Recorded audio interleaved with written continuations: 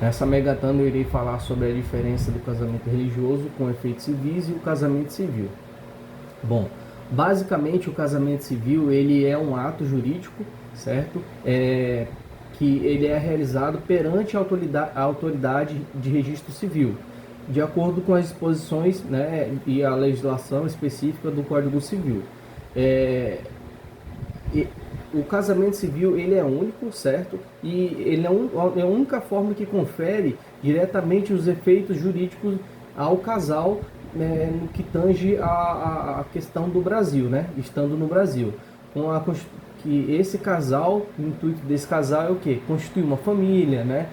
A questão de direitos e deveres dos seus cônjuges, efeitos patrimoniais, sucessórios, e a formalização desse casamento civil ele segue a questão de que dos trâmites legais, que seriam o que? A habilitação, a cerimônia e o registro dessa celebração, desse casamento.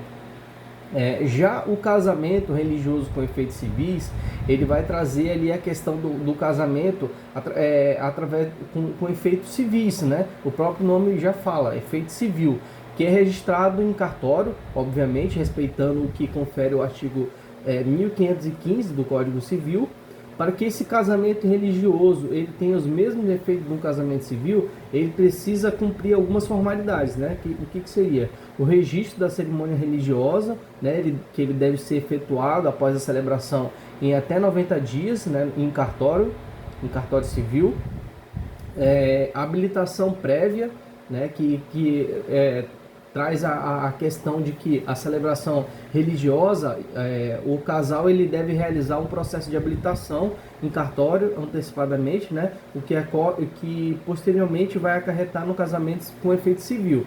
A habilitação desse ato, obviamente, tem que se comprovar que os nubentes eles atenderam às exigências legais, né, do Código Civil, que no caso é a capacidade civil e o estado civil entre que cada um dos nubentes tinha.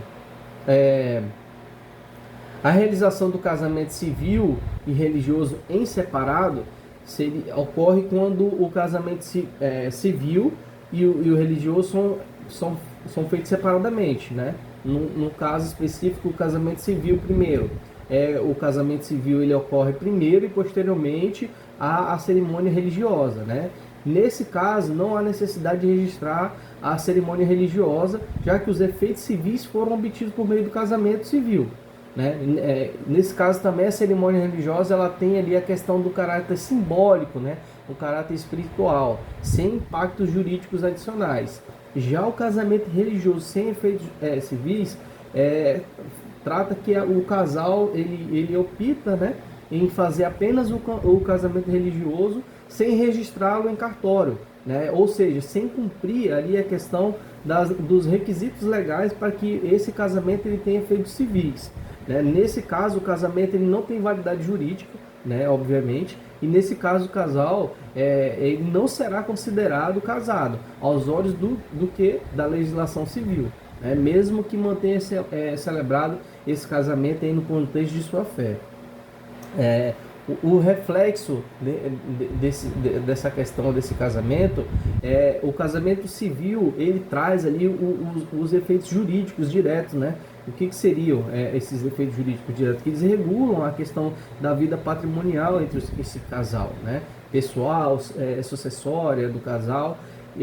O casamento religioso está ligado diretamente à questão do que ele precisa ser registrado, né? Para ele ter também os seus efeitos no âmbito civil, né? Porque o casamento ele é um contrato. No caso do casamento religioso, sem o efeito do registro civil, ele traz ali a questão da inocência do casal de acreditar, né, que eles estão casados em efeito também civil, né? Onde que isso de fato não se constitui. Por quê? Porque não foi feito o registro desse ato, né? Sem o registro desse ato, digamos, e o casal ele convive em família, essa relação ela pode ser conhecida como uma união estável, não como um casamento, né?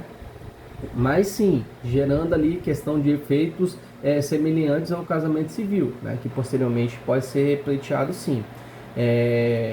Na questão de, digamos que mais tarde esse casal decidam oficializar o casamento, eles poderão solicitar sim a conversão dessa união estável em um casamento, de acordo com o que confere o artigo lá 1726 do Código Civil.